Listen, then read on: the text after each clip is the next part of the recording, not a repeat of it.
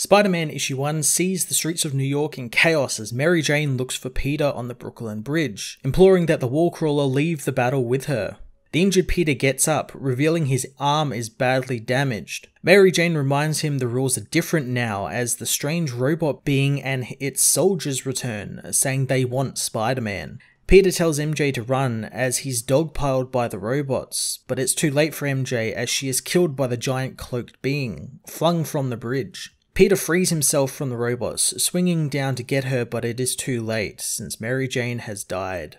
Later, Peter, now missing his arm, buries his wife with their son and friends. 12 years later, Ben Parker gets ready for school, doing his chores before making breakfast for Aunt May. At school, Ben sees a bully picking on a fellow student. He interjects, trying to get Roland to stop the bullying, but the bully turns on Ben, calling him a freak and asking how his mother is. Ben hits the bully through a classroom door, making him wind up in the principal's office, where Peter is called.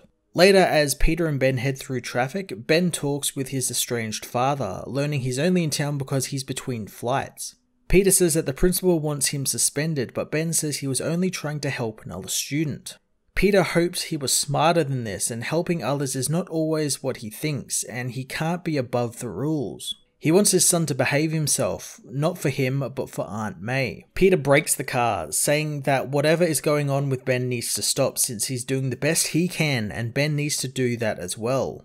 Peter manages to calm himself, saying maybe Ben is trying and sometimes helping only makes things worse. The teary-eyed Ben says that he will walk home from here since he doesn't want Peter to miss his flight. Ben heads home, and upon trying to open the front door, he finds his hand is stuck to the knob. He pulls and ends up breaking the door in half. Later, after falling asleep, Aunt May wakes him, wondering if he can explain why the front door is new, but Ben can't really tell her what's happened since even he doesn't know. The next day, Ben is in detention, where he meets Ito Fey. Ben acts like a smartass since Ito has green paint all over herself, asking why she has green paint all over herself. Ito wants nothing to do with Ben, but since she is stuck there next to him, she talks about how one of the sexist teacher got handsy with her and the administration is doing nothing about it, so she needed to take things into her own hands. Ben wonders if this has something to do with the green paint, as Ito says that most people are afraid to do the right thing and stand up.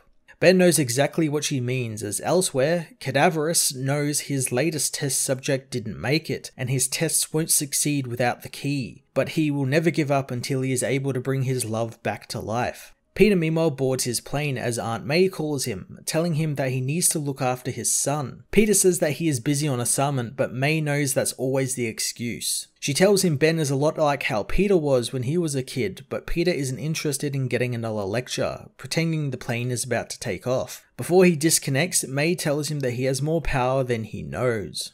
Ben meanwhile has a bloody dream about his mother, who he can't help out of the ocean of blood as it engulfs her. Ben awakens on the ceiling of his room, confused at what is happening. Aunt May comes in, saying that she can help him down and there is something he needs to see. Going to the attic, May tells him to look under the floorboards. There, Ben finds a box of old pictures of Peter and MJ and their family. And that's not all, as he also uncovers Peter's old, tattered Spider-Man costume. Spider-Man issue 1 was a very intriguing entry into the Wallcrawler's varied history by J.J. Abrams and his son Henry. I enjoyed that right off the bat, the tone of the series was kind of set with MJ being killed and Peter losing an arm and being beaten as Spider-Man so that he basically tires, and then it cuts 12 years into the future and we get to see Ben Parker, their son. It's a cool direction to take the characters where Peter kind of becomes a secondary character and is kind of like this distant father figure to his son who is learning all about his powers thanks to Aunt May telling him what it's all about.